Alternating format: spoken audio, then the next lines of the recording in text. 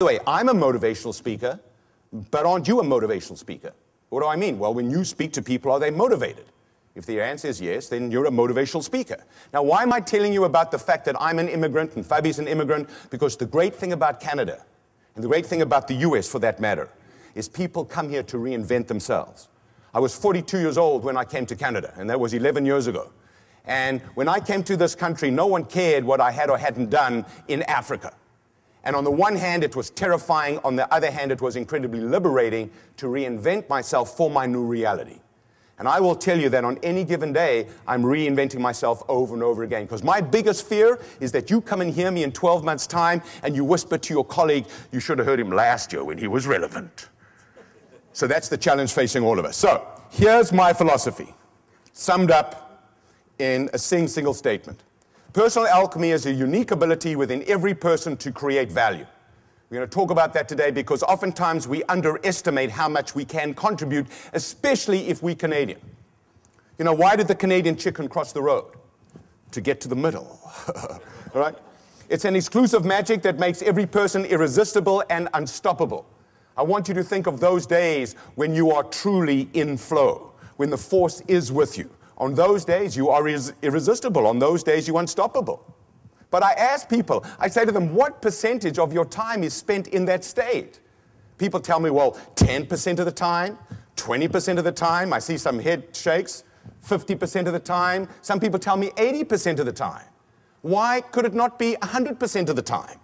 And we'll talk about that. And by the way, one of the reasons I'm so motivated is I attend all my own seminars. It's the power of imagination fused with courageous action. It begins with the imagination, but I'll give you this Lipkinism, which is a truth that cannot be denied.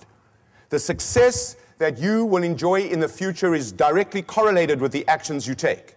The best thing to do is the right thing to do. The next best thing to do is the wrong thing to do. The worst thing to do is nothing.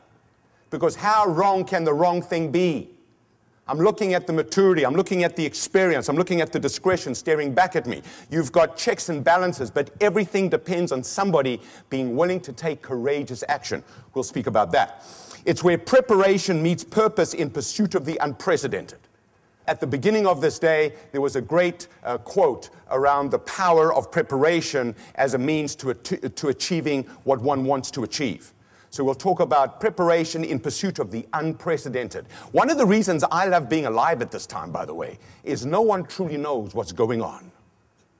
We're all going where no one has ever been before. Everything you need to know to do business in this country in the next decade, you can learn by watching Star Trek.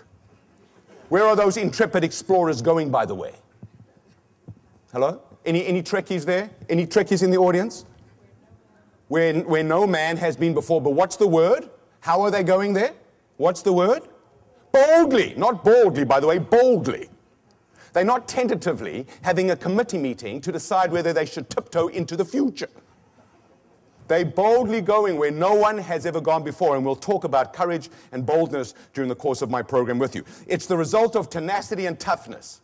I know, based on the very thorough briefing I've received for this presentation, that, you know, you've been this way, then you've been that.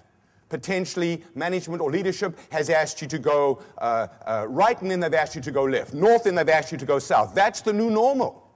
It's about finding the right way. This is not Rogers on demand. Right? There's no immediate path that presents itself to you. So those of us who've got the tenacity, I like the word, the tenacity, and the internal toughness to keep on keeping on, will find a better way. And then it's dependent on hourly infusions of inspiration and knowledge. So when I said to you earlier on that I'm so motivated because I attend my own seminars, I said it tongue-in-cheek, but it's true.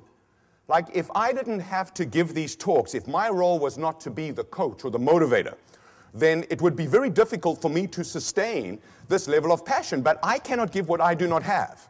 So multiple times a day, my mandate, my personal mission is to fill myself with a mojo so I can transfer it to others.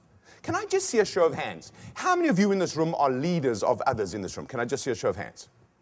All right, good. And by the way, if you didn't raise your hand, raise your hand. Because my definition of a leader is not someone who has authority over others. It's someone who influences others to do more or be more. Now, I'll give you this insight. If all you do is take this thought away, my work here will be done. And then finally, it's regenerative. So what's the opposite of regenerative? Degenerative, exactly. Life is binary. Either you're doing things that regenerate you or you're doing things that degenerate you. And the older we get, the more we have to focus on regeneration. Look, I'm really happy to be in front of you. One, because I'm in front of a great company. But number two, I'm happy to be in front of you because I'm vertical.